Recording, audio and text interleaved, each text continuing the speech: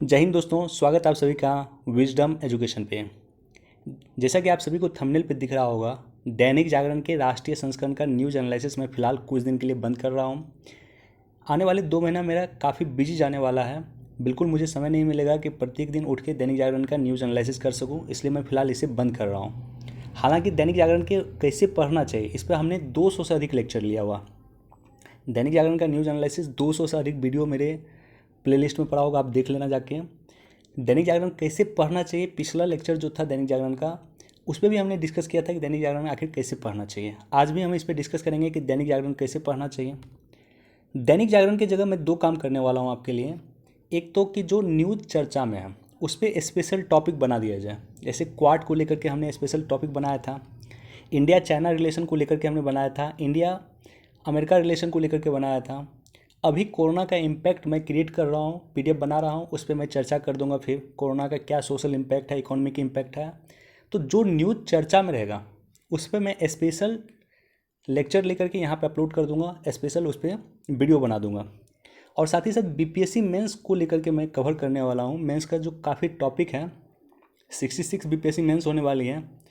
पिछले वर्ष में मैं चाह रहा था कि मेंस पे, बीपीएससी मेंस पे फोकस करके कुछ लेक्चर यहाँ पे लिया जाए। मैं ऐसा कर नहीं पाया, बिल्कुल समय नहीं मिला था। इस बार मेरा कोशिश है कि 66 बीपीएससी मेंस से पहले जो इम्पॉर्टेंट टॉपिक है उसको यहाँ पे कवर किया जाए। तो उम्मीद करता हूँ कि आप कोऑपरेट करेंगे। राइट, आज 31 मई 2021 है। 31 डे को मनाया जाता है नो टोबैको डे, नशा मुक्ति दिवस। टोबैको नो टोबैको डे आज मनाया जाता है। तो जब भी पेपर आप पढ़ते हैं तो कोशिश करें कि जो दिन चर्चा में हो या जिस दिन आप पेपर पढ़ रहे हैं, जैसे आज नो टोबैको डे है तो नो टोबैको डे के बारे में जाकर के पता कर लें कि आखिर नो टोबैको डे क्या है। और साथ ही साथ नो टोबैको डे यानी तंबाकू निरोध दिवस या तंबाकू बंद करने का दिवस, इसका थीम क्या है? तो इस बार का थीम यहाँ पे commit to quit, commit to quit इस बार का थीम है। इसी तरह से 5 जून को जो है पर्यावरण दिवस मनाया जाएगा। तो पर्यावरण दिवस की क्या थीम थी? इसी तरह से 22 तारीख को, 22 मई को मनाया गया था विश्व जैव विविधता दिवस। तो जैव विविधता दिवस या बायोडाइवर्सिटी डे का थीम क्या रहा? तो ये सब चीज़ें देख ले। वन डे एग्जाम वगैरह में पूछा जाता है, स्टेट पीसीएस में भी पूछा जाता है डायरेक्टली। आपको यूपीएससी नहीं पूछती है, लेकिन स्टेट पीसीएस और वन डे एग्जाम में काफ़ी अक्सर क्वेश्चन रहता है इन सारी टॉपिक से। तो नो टोबैको डे है आज 31 मई 2021 को। मेड इन चाइना ही है कोरोना वायरस। तो इस पर काफ़ी एक लंबा चौड़ा टॉपिक है, इस पर हम एक अलग से लेक्चर लेकर के मैं डिस्कस कर दूंगा। देखो, यहाँ से 2-3 बातें सामने आती हैं। पहली बात ये सामने आती है कि अगर कोरोना वायरस एक बायो वायरस है, जैव युद्ध का एक प्रकार है, तो क्या जैव युद्ध को रोकने के लिए विश्व स्तर पे कोई कन्वेंशन साइन हुआ? जैव युद्ध के अलावा जो है विश्व में परमाणु परीक्षण या परमाणु युद्ध को लेकर के ऑलरेडी कई सारे एग्रीमेंट है। परमाणु युद्ध को रोकने के लिए कई सारे एग्रीमेंट हैं। परमाणु युद्ध के बाद हो गया रासायनिक युद्ध। भारत ने अपना रासायनिक हथियार 1997 में जो है डिस्ट्रॉय कर दिया था। इसी तरह से आता है जैव युद्ध। तो जैव युद्ध को रोकने के लिए क्या कोई कन्वेंशन है? परमाणु युद्ध को रोकने के लिए क्या कोई कन्वेंशन है? रासायनिक युद्ध को रोकने के लिए क्या कोई कन्वेंशन है? ये सारी की सारी बेसिक चीज़ें हैं जो आपको जानकारी होना चाहिए। और यहाँ पे जो है ब्रिटिश और नॉर्वे के वैज्ञानिकों ने जो रिसर्च किया है उस आधार पे इन्होंने कहा है कि ये जो है कोरोना, ये चीन से ही क्रिएट हुआ वायरस है। अब देखो, यहाँ पे एक टर्म है रिवर्स इंजीनियरिंग। कोरोना वायरस चीन से क्रिएट हुआ है। कोरोना वायरस एक मैन मेड वायरस है। इसको जानने के लिए रिवर्स इंजीनियरिंग का प्रयोग किया है। सवाल होता है कि क्या होता है रिवर्स इंजीनियरिंग? तो रिवर्स इंजीनियरिंग होता है कि जैसे मान लो कि हाइड्रोजन है और प्लस ऑक्सीजन है, दोनों मिलकर के क्या बनाएगा? जल बनाएगा। तो एक तरह से ये प्रोसेस है। इस प्रोसेस को रिवर्स करते हुए जब इसका पता लगाया जाता है वैज्ञानिकों के द्वारा कि जल जो है, जल कैसे बनता है, जब उल्टा प्रोसेस का पता लगाया जाता है तो उसे कहा गया है रिवर्स इंजीनियरिंग। जैसे चीन के वैज्ञानिकों ने अपने लैब में बनाया, कोरोना वायरस बनता गया बनता गया बनता गया बनता गया और वर्तमान में उसका इम्पैक्ट विश्व के देशों पर पड़ रहा। अब एक व्यक्ति को कोरोना वायरस हुआ, यहाँ पे वायरस ऑलरेडी फैल चुका है, यहाँ पे वैज्ञानिक कोरोना वायरस किसी व्यक्ति को हुआ, उसे ट्रेस करके पता लगा रहा है कि इसका ओरिजिन कहाँ से हुआ, तो इसी प्रक्रिया को कहा गया रिवर्स इंजीनियरिंग। मतलब किसी वस्तु का निर्माण इंजीनियरिंग के माध्यम से होता है, रिवर्स इंजीनियरिंग के माध्यम से पता लगाया जाता है कि उस वस्तु का निर्माण आखिर हुआ कैसे था। तो एक बार पढ़ लेना, ये काफ़ी इंपॉर्टेंट है, हालांकि इस पर अलग से मैं वीडियो बनाऊंगा। जो 7 दशक में नहीं हुआ था वह 7 साल में हुआ। देखो ये पॉलिटिकल आपको लग सकता है, लगना भी चाहिए, स्वाभाविक रूप से ये पॉलिटिकल है। प्राइम मिनिस्टर मोदी जो है अपना पक्ष ले रहा है, लेकिन आपको जब तैयारी कर रहे हैं तो तैयारी पर्सपेक्टिव से इसको समझने की ज़रूरत है। पिछले 7 वर्ष में क्या क्या हुआ, किस तरह से भारत की विदेश नीति बदली है, इसके बारे में आपको जानकारी होना चाहिए। 7 वर्ष में यानी 2014 से वर्तमान तक में भारत की विदेश नीति बदली है, तो उससे पहले कौन सी नीति थी? 2014 से पहले एक्ट ईस्ट पॉलिसी था, और 2014 के बाद लुक ईस्ट पॉलिसी था 2014 से पहले, और 2014 के बाद एक्ट ईस्ट पॉलिसी बन गया। हमारी जो विदेश नीति काफ़ी एग्रेसिव हो गई है। तो ये सारा का सारा पर्सपेक्टिव आपको समझना चाहिए। और साथ ही साथ यहाँ पे आर्टिकल 370 को रिमूव किया गया है, इसके बारे में आपको पता होना चाहिए। ट्रिपल तलाक बिल लाया गया है, ओबीसी आयोग को संवैधानिक दर्जा दिया गया है, आयुष्मान योजना की शुरुआत किया गया है। तो ये सब कुछ नया नया काम हुआ है। बेसिकली आपको पता होना चाहिए कि 2014 के बाद क्या ड्रास्टिक डेवलपमेंट हुआ, कुछ जगह जो ड्रास्टिक डेवलपमेंट हुआ। आर्टिकल 370 का रिमूव होना साधारण बात नहीं है, ये ड्रास्टिक डेवलपमेंट है, और ये क्वेश्चन कभी भी पूछ सकता।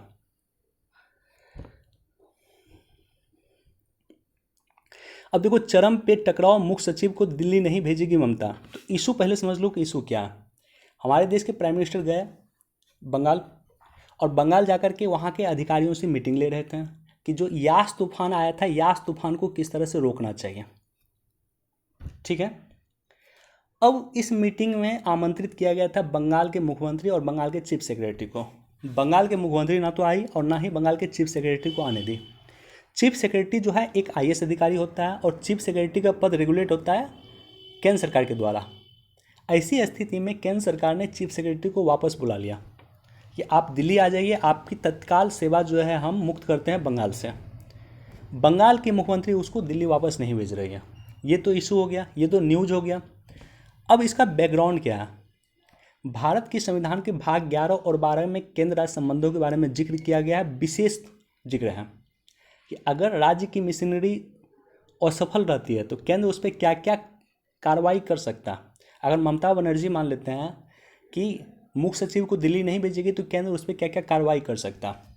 तो 11 और 12, भाग 11 और 12 के बारे में जाकर के देख लेना। केंद्र राज्य विधायी संबंध, केंद्र राज्य कार्यकारी संबंध या प्रशासनिक संबंध, और केंद्र राज्य वित्तीय संबंध, ये तीनों के बारे में आपको जानकारी होना चाहिए। और ये जो पार्ट है, ये संघवाद के समक्ष सबसे बड़ी चुनौती है। केंद्र राज्य संबंधों में जो टकराव होता है वो संघवाद के समक्ष सबसे बड़ी चुनौती होती है। इसलिए जो संघवाद होता है, संघवाद क्या होता है इसके बारे में भी आपको जानकारी होना चाहिए। एक अलग से लेक्चर लिया था हमने, संघवाद क्या होता है और संसदीय शासन प्रणाली क्या होती है, आपको मिल जाएगा प्लेलिस्ट में, देख सकते हैं। तो संघवाद जो होता है, संघवाद की प्राथमिक मांग यही होती है कि केंद्र, सेंटर और स्टेट के बीच में अगर कोई डिस्प्यूट होगा तो इस डिस्प्यूट को सॉल्व करने के लिए कोई थर्ड पार्टी चाहिए। इसलिए संघवाद की प्राथमिक मांग होती है कि न्यायपालिका की सर्वोच्चता होनी चाहिए। भारत में संघवाद है, भारत में न्यायपालिका की सर्वोच्चता व्यावहारिक तौर पे है, लिखित तौर पे नहीं है, लेकिन व्यावहारिक तौर पे न्यायपालिका की सर्वोच्चता है, जो केंद्र और राज्यों के बीच में कोई डिस्प्यूट होगा तो उसको सॉल्व करने का काम करेगी।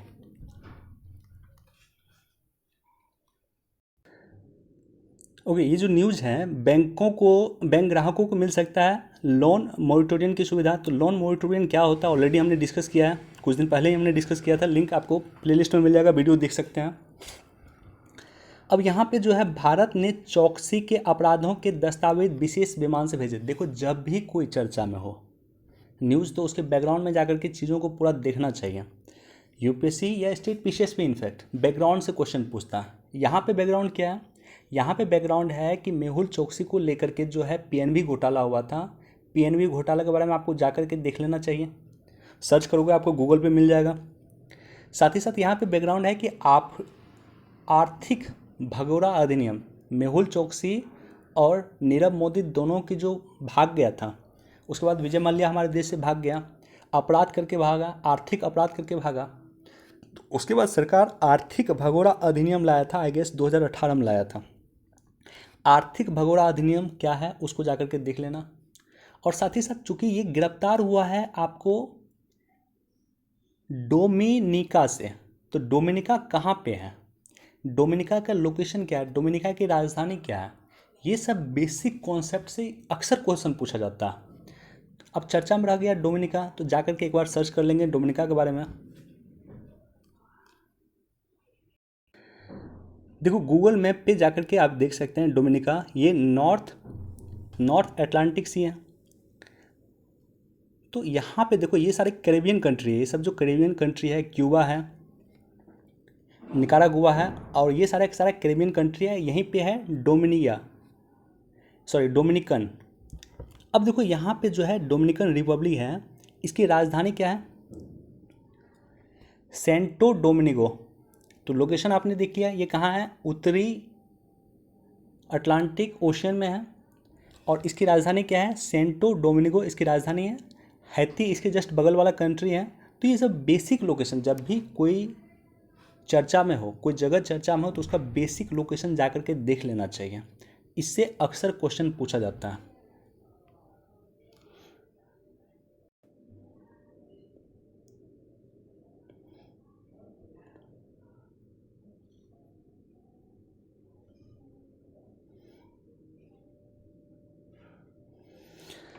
देखो यहाँ पे दुनिया भर में छग का कोविड कवच जो तैयार किया है, छत्तीसगढ़ के वनवासियों ने तैयार किया।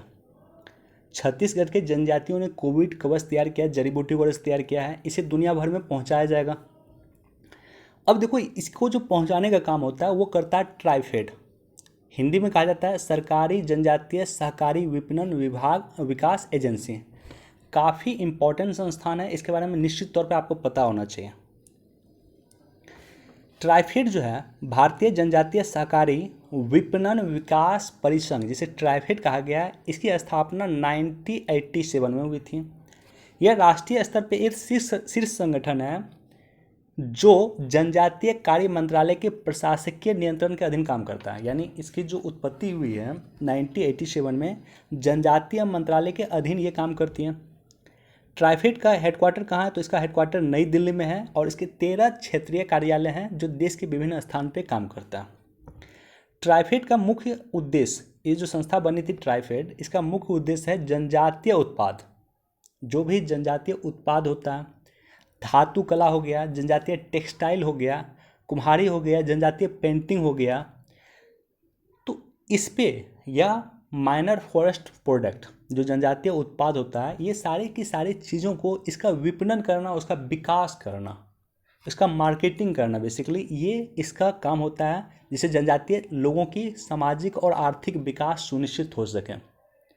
यानी जनजातीय क्षेत्र में जो भी सामान बनता है, एक तरह से समझो, उसका ये संस्था उसका मार्केटिंग करता है और जनजातीय लोगों के विकास के लिए काम करता है। जनजातीय लोगों को अगर ट्रेनिंग देना होगा तो ट्राइफेड के माध्यम से ट्रेनिंग दिया जाएगा। तो ये सारा का सारा काम करता है, बेसिकली जनजातीय क्षेत्रों से ये ट्राइफेड करता है।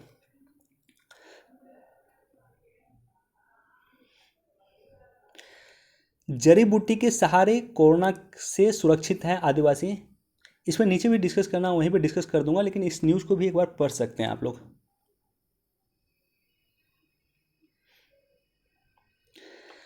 क्वाड सैन्य गठबंधन नहीं, कुछ देशों की आशंका निराधार।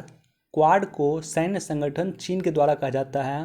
क्वाड को सैन्य संगठन कहा जाता है आपको रशिया के द्वारा। क्वाड को एशियन नाटो कहते हैं, Asian NATO, ASIAN, Asian NATO, इन देशों के द्वारा, और कहा जाता है कि ये एशियन नाटो है। नाटो क्या है, नाटो एक सैन्य संगठन है, यूरोप के देश और अमेरिका और कनाडा वगैरह का एक सैन्य संगठन है नाटो। नाटो का सिंपल मतलब एक समझो कि नाटो के किसी एक देश, छोटा से छोटा देश पे अगर कोई देश हमला करता तो संपूर्ण नाटो के देश पे वो हमला माना जाएगा, और संपूर्ण नाटो के देश मिलकर उसका प्रतिकार करेंगे। मसलन चीन अगर नाटो के किसी छोटे से देश पे हमला करता है तो जितने भी नाटो के देश हैं, including America, including France, including Canada, सभी मिल करके चीन पे हमला कर देंगे। तो एक देश पे हमला मतलब सभी पे हमला। इसको लेकर के स्पेशल मैंने लेक्चर लिया था कुछ दिन पहले ही, कि क्या क्वाड को नाटो का दर्जा दिया जाना चाहिए, इसी टॉपिक पे था। तो वहाँ पे जाकर के देख लेना, नीचे ही होगा, 2-3 दिन पहले ही लिया था, क्या क्वाड को नाटो का दर्जा दिया जाना चाहिए। अब देखो ये जो न्यूज़ है, गूगल फेसबुक भारत के नियमों के अनुसार अपडेट करने लगे वेबसाइट। तो जो हमारा नियम था सोशल मीडिया को रेगुलेट करने के लिए, जो सरकार फरवरी में नियम लाया था, 25 फरवरी 2021 को जो नियम लाया था, उस नियम के अनुसार कहा गया आप शिकायत अधिकारी नियुक्त कीजिए, और उसी के तहत अब गूगल और फेसबुक एक्टिव हुई है और इसको अपडेट करने लगी है, और साथ ही साथ एक शिकायत निवारण अधिकारी की नियुक्ति उसको करना है भारत में। इसके बैकग्राउंड में जाओगे तो सोशल मीडिया रेगुलेशन का जो नया एक्ट है उसके बारे में आपको पता होना चाहिए, कई बार हमने डिस्कस किया है। सोशल मीडिया का जो नया रेगुलेशन है बेसिकली 3 काम करता है। एक तो ये काम करता है कि सोशल मीडिया को रेगुलेट करने का काम करेगा, दूसरा है डिजिटल मीडिया को रेगुलेट करने का काम करेगा, और तीसरा काम करेगा OTT प्लेटफॉर्म को रेगुलेट करने का काम करेगा।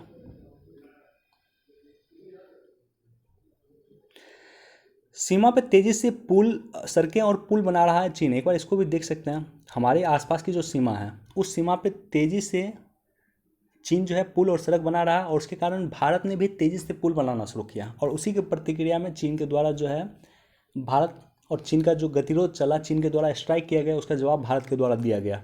चीन के द्वारा घुसपैठ किया गया, उसके बाद जवाब भारत के द्वारा दिया गया।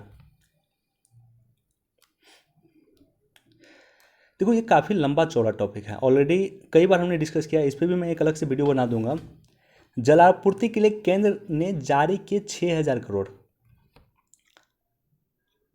प्रधानमंत्री ने, हमारे देश के प्राइम मिनिस्टर ने 15 अगस्त 2019 को लाल किला के जो प्राचीर से प्राइम मिनिस्टर भाषण देते हैं, उसी समय में इन्होंने कहा था कि 2024 तक हम हर एक घर में, ग्रामीण जितना भी घर है, हर एक घर में जल से नल सुनिश्चित कर देंगे। मतलब जल नल जो उसके माध्यम से उसको जल सुनिश्चित हो जाएगा, ये हम कर देंगे 2024 तक। काफ़ी लंबा चौड़ा टारगेट लिया गया था सरकार के द्वारा।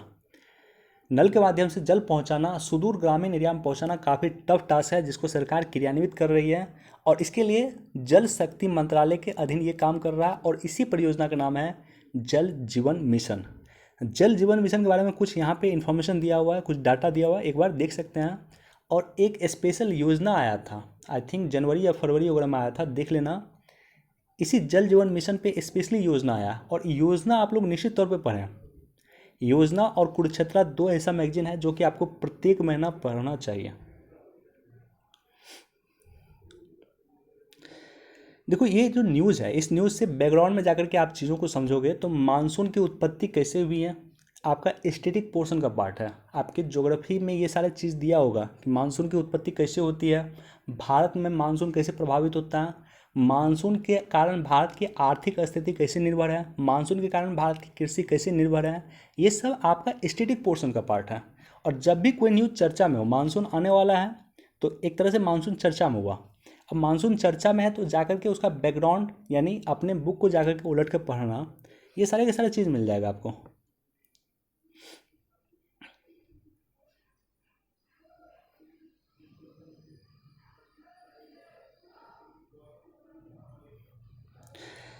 देखो यहाँ पे सब मिलके अकेले रामदेव के खिलाफ खड़े हो गए।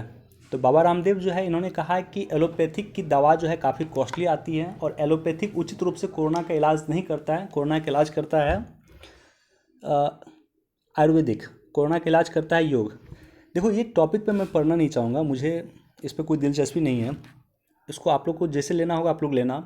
मुझे दिलचस्पी इस बात की है कि भारत का जो ऐतिहासिक धरोहर रहा उस पर कभी खर्च नहीं किया गया। मसलन अगर आप देखोगे मैकाले को, लॉर्ड मैकाले की जो शिक्षा नीति आई थी वो आई थी 1835 में, 1835 में। लॉर्ड विलियम बेंटिंग उस समय में हमारे देश के गवर्नर जनरल थे। तो लॉर्ड विलियम बेंटिंग के समय में मैकाले की शिक्षा नीति आई थी, और मैकाले ने एक बहुत फेमस स्टेटमेंट दिया था। उन्होंने कहा था कि पूरे भारत में जितना किताब है और पूरे अरब वर्ल्ड में जितना किताब है उसमें उतना नॉलेज नहीं है जितना ब्रिटेन के किसी लाइब्रेरी की एक अलमारी की किताब में। इस तरह से भारत और ब्रिटेन अरब वर्ल्ड को उन्होंने डिस्करेज करने का काम किया था। लेकिन उसी तरह से आप देखोगे वहीं ब्रिटिश था जो भारत में जो किताबें थी, पुरानी किताब, उसको ले जा करके ब्रिटेन में स्टडी करने का काम किया। वहीं फ्रेंच लोग थे जो आज भी पतंजलि वगैरह की जो किताब थी आज भी उसको स्टडी कर रहे हैं। वो जीवक की जो किताब थी आज भी उसको स्टडी कर रहा है। इस तरह से प्राचीन जो हमारे लोग लिखे, धन्वंतरी ने जो किताब लिखा था तो वो उस पर आज भी वो लोग स्टडी कर रहे हैं। हमने क्यों नहीं इस पर स्टडी किया, सवाल ये उत्पन्न होता है।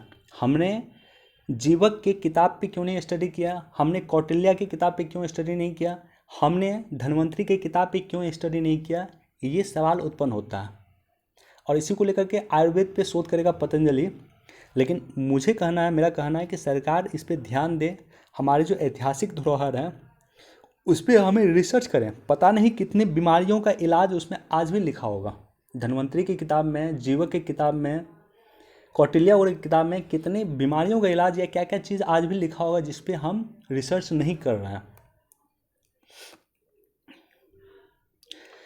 विश्व स्वास्थ्य संगठन में बदलाव का मान, काफ़ी अच्छा एडिटोरियल लिखा हुआ है।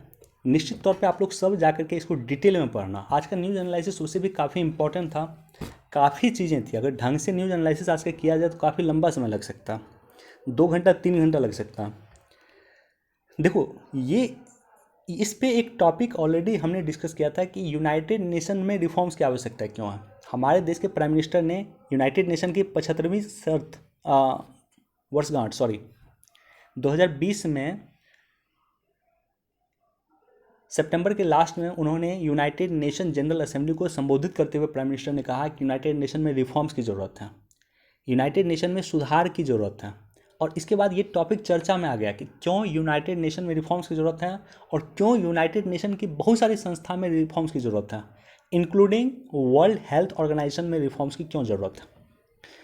देखो वर्ल्ड हेल्थ ऑर्गेनाइजेशन की स्थापना हुआ था 7 अप्रैल 1948 को, और यही कारण है कि 7 अप्रैल को विश्व स्वास्थ्य दिवस मनाया जाता है प्रत्येक वर्ष। हेडक्वार्टर इसका जेनेवा स्विट्जरलैंड में है और 194 देश इसके सदस्य हैं। तो ये बेसिक इन्फॉर्मेशन है जो आपको ज्ञात होना चाहिए। अब देखो राइटर ने क्या कहा। राइटर ने 4-5 बातें कही है। एक तो कहा है कि WHO शक्ति विहीन संस्था है, WHO के पास कोई शक्ति नहीं है। समय की मांग है कि इसे सुरक्षा परिषद और FATF financial action task force और जो यूनाइटेड नेशन सिक्योरिटी काउंसिल है उसके जैसे शक्ति दिया जाए। WHO का कोई सार्वभौमिक अंतर्राष्ट्रीय स्वास्थ्य मानक नहीं है। WHO का ऐसा कोई मानक नहीं है जो कि सभी देश उसका अनुपालन किया जाए। बेसिकली ये चीन की ओर इशारा कर रहे थे। तो WHO का एक अंतर्राष्ट्रीय सार्वभौमिक मानक होना चाहिए जो सभी देश उसका पालन करें, और जो देश उसका पालन नहीं करे उसके पे, उस देश पे WHO एक्शन ले सके, इतना WHO के पास शक्ति होना चाहिए। महामारी की लापरवाही बरतने वाले देश पे कार्रवाई करने की शक्ति नहीं है। राइटर का ये भी कहना है कि महामारी की लापरवाही किसने बरता, चीन ने बरता। चीन ने एग्जैक्ट इन्फॉर्मेशन WHO से छुपाया। चीन WHO को इन्फॉर्मेशन नहीं दिया, और WHO चीन के इन्फॉर्मेशन के आधार पे विश्व को, देशों को सचेत करने का काम कर रहा था। चीन के इन्फॉर्मेशन के आधार पे विश्व के देशों को पेंडेमिक वगैरह WHO ने जो घोषित किया था वो चीन के इन्फॉर्मेशन के आधार पे किया गया था।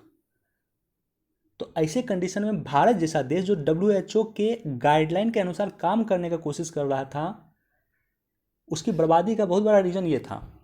अगर चीन उसे एग्जैक्ट इन्फॉर्मेशन देता तो भारत काफ़ी पहले लॉकडाउन वगैरह लगा करके अपने आप को सेव कर लेता, लेकिन ऐसा नहीं हुआ। तो इसलिए कहा गया, राइटर कह रहे हैं कि महामारी की लापरवाही जो बरत रही है देश, उस देश पे कार्रवाई करने की शक्ति नहीं है WHO में, तो वो शक्ति प्रदान किया जाए WHO को। जनवरी 2021 में WHO की टीम वुहान गई वायरस का पता लगाने के लिए, कोई इन्फॉर्मेशन नहीं मिला उसे, और एक रिपोर्ट सबमिट कर दिया इस टीम ने WHO को। उस टीम की अमेरिका, जापान समेत कई देशों ने आलोचना की। अब सोचो कि WHO ये पता नहीं लगा पाया है कि वायरस की उत्पत्ति वुहान से हुई है, जबकि फर्स्ट पेज पे हमने देखा किस तरह से ब्रिटेन के, नॉर्वे के वैज्ञानिक, ऑस्ट्रेलिया के वैज्ञानिक, अमेरिका के वैज्ञानिक ने किस तरह से पता लगा लिया है कि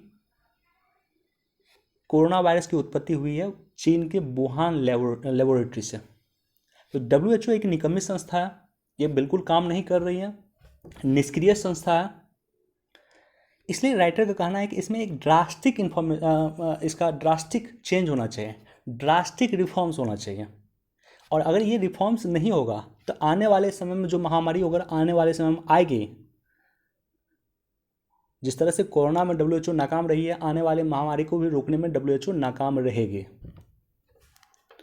इसको पढ़ लेना, इसमें बहुत सारी और बातें हैं, इसको एक बार आप लोग पढ़ लेना।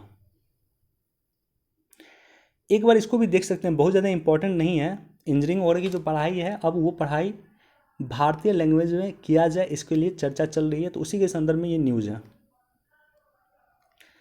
इसको भी देख सकते हैं कि जब इमारत बन जाएगी बैटरी, मान लो ये बहुत बड़ा इमारत है, 10 मंजिला इमारत है, ये पूरा का पूरा इमारत जो है बैटरी जैसा काम कर, बैटरी क्या होता है, ऊर्जा को स्टोर करने का काम करता है।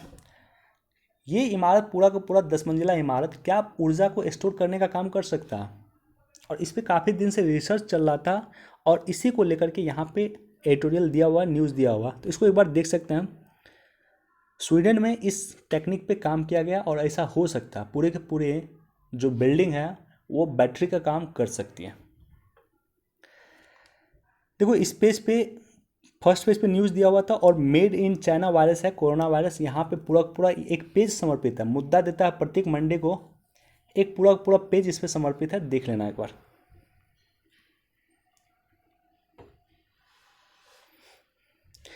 तिब्बत को चीनी प्रांत बनाने की कोशिश, तो ये चीन के जो निर्वासित, तिब्बत के जो निर्वासित सरकार हैं वो भारत में रहते हैं, भारत के धर्मशाला में रहते हैं, और वहीं कह रहे हैं कि चीन जो है पूरी तरह से सांस्कृतिक आधार को भी तिब्बत को अपने में मिला रहा है। सांस्कृतिक आधार में क्या है, मतलब वहाँ के लोगों को मार रहा है, वहाँ पे अधिक से अधिक चीनी लोगों को बसा रहा है, पूरी तरह से तिब्बत की जो संस्कृति है उसको समाप्त करके चीन की संस्कृति वहाँ पे स्थापित करने का काम कर रहा है।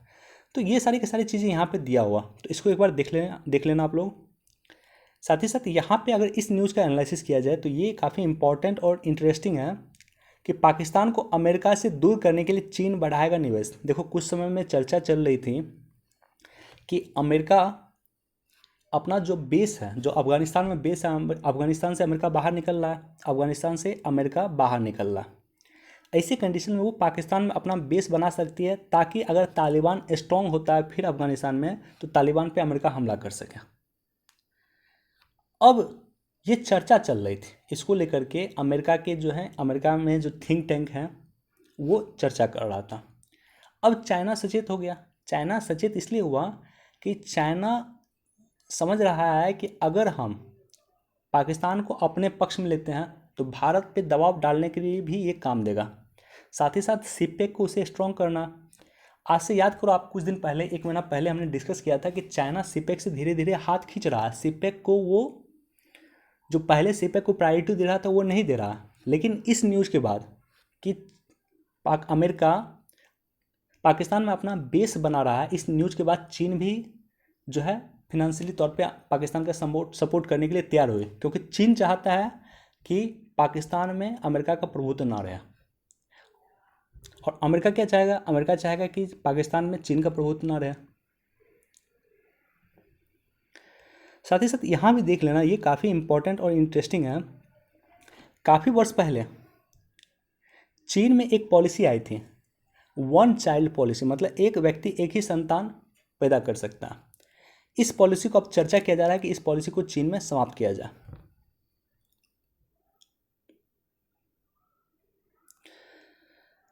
देखो कोशिश करूँगा, इस काफ़ी कंट्रोवर्शियल टॉपिक है इजराइल फिलिस्तीन इशू, लेकिन कोशिश करूँगा इस पर एक अलग से लेक्चर लिया जाए।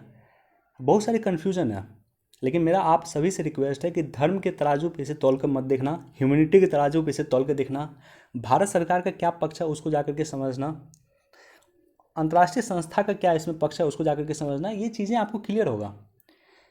गाज़ा पट्टी जो जहाँ से हमास ने अटैक किया था इजराइल पे, खुद गाज़ा के लोग हमास को लाइक नहीं करते हैं। इसका उदाहरण है कि जब हमास सत्ता में आई थी, हमास एक आतंकवादी संगठन है लेकिन गाज़ा पट्टी पे वो रूल भी कर रही है, और जब सत्ता में आई थी तो उन्होंने अपने विपक्षी जो नेताओं थे, उनके विपक्ष में जो लोग थे उसको मरवा दिया था। तो खुद हमास लोकतांत्रिक प्रक्रिया का समर्थन नहीं करती है, और गाज़ा के लोग भी इसको लाइक नहीं करते। चलो अलग से वीडियो लूँगा या अलग से लेक्चर लूँगा तो इस पर मैं डिटेल से डिस्कस कर दूँगा। ऑलरेडी इस टॉपिक पे कई बार हमने डिस्कस किया है। जो दवा का कच्चा माल है उसको कहते हैं API, active pharmaceutical ingredient. Active pharmaceutical के इंग्रेडिएंट में भारत अपने यहाँ बना रहा। 70% से अधिक हम चीन पर निर्भर थे। इस समय में हमने उसको अपने यहाँ उसका निर्माण कर रहे हैं और धीरे धीरे विदेशी निर्भरता हम घटा रहे हैं। तो उसी को लेकर के ये एडिटोरियल है, और इस पर्टिकुलरली इस न्यूज़ पे कई बार एडिटोरियल आया हुआ। इसको पढ़ लेना, काफ़ी इंपॉर्टेंट टॉपिक है इस बार एग्जाम पर्सपेक्टिव से। एक्टिव फार्मास्यूटिकल इंग्रेडिएंट, दवा का कच्चा माल जिसे कहते हैं। इसको भी एक बार देख लेना। डिजिटल सेवाओं के लिए सुविधा शुल्क।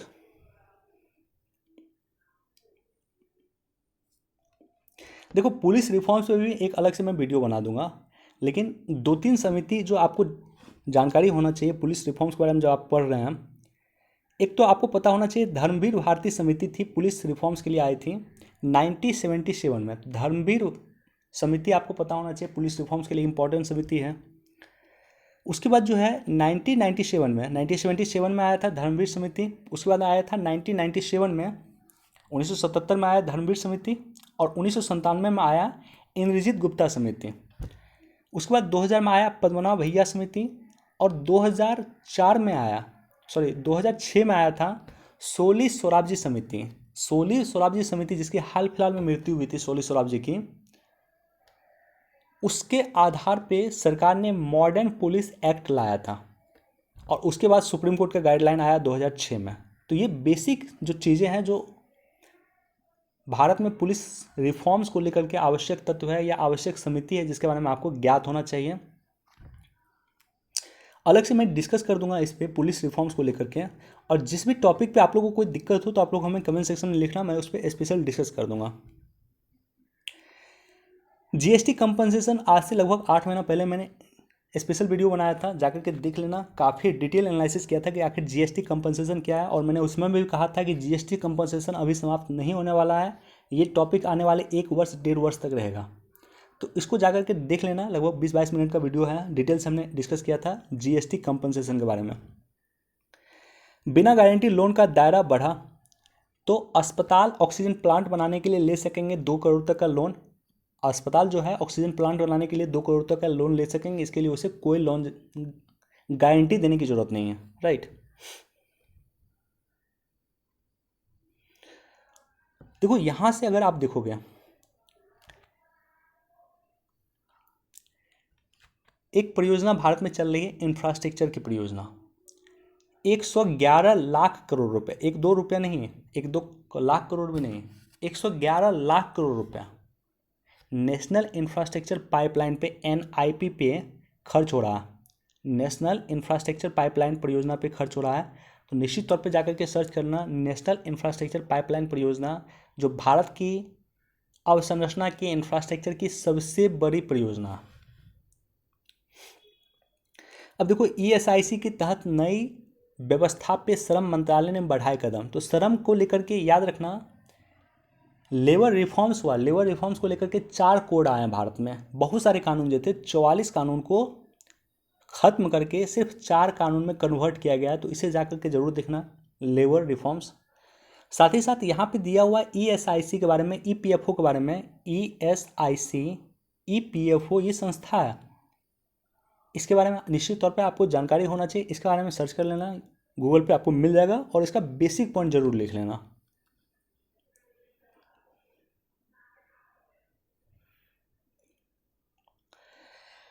डुगोंग का भारत में 4 करोड़ वर्ष पुराना इतिहास। डुगोंग काफ़ी पुराना है। ये जो जीव दिख रहा है जलीय जीव, इसको कहा जाता है, इसे गाय भी कहा जाता है, जल का गाय कहा जाता है, समुद्री गाय इसे कहा जाता है डुगोंग को। डुगोंग के लिए जो है 28 मई को प्रत्येक वर्ष विश्व डुगोंग दिवस मनाया जाता है। तो विश्व डुगोंग दिवस कब मनाया जाता है? 28 मई को। सॉरी, समुद्री गाय की संज्ञा इसे दी जाती है। वन्यजीव संरक्षण अधिनियम, वाइल्ड लाइफ प्रोटेक्शन एक्ट 1972 की 5 अनुसूची है। हर एक अनुसूची में कुछ ना कुछ दिया हुआ है, कुछ इंपॉर्टेंट प्रोविजन है, और इसे क्वेश्चन रहता है। वाइल्ड लाइफ प्रोटेक्शन एक्ट से क्वेश्चन रहता है, तो इसको जाकर के देख लेना आप लोग। 1972 की अनुसूची 1 के तहत इसको सुरक्षित किया गया। एक बार ने यूपीएससी डायरेक्टली क्वेश्चन पूछा था कि वाइल्ड लाइफ प्रोटेक्शन एक्ट 1972 की अनुसूची 1 का मतलब क्या है। तो एक ऑप्शन उसमें था कि उसका उसी तरह से सुरक्षा करना, यानी अनुसूची एक में अगर हम किसी जीव को रखते हैं तो उसका उसी तरह से हम प्रोटेक्ट करेंगे जिस तरह से प्रोटेक्ट हम बाघ का करते हैं, टाइगर का करते हैं। तो ये आंसर बिल्कुल सही था। यानी अगर अनुसूची एक में किसी जीव को रखा जाए, उसका मतलब ये होता है, वाइल्ड लाइफ प्रोटेक्शन एक्ट के 1972 के अनुसूची एक में रखा जाए किसी जीव को, तो उसका सिंपल मतलब ये होता है कि हम उसका उसी तरह से प्रोटेक्ट करेंगे जिस तरह से हम बाघ करते हैं, जिस तरह से हम टाइगर के करते हैं।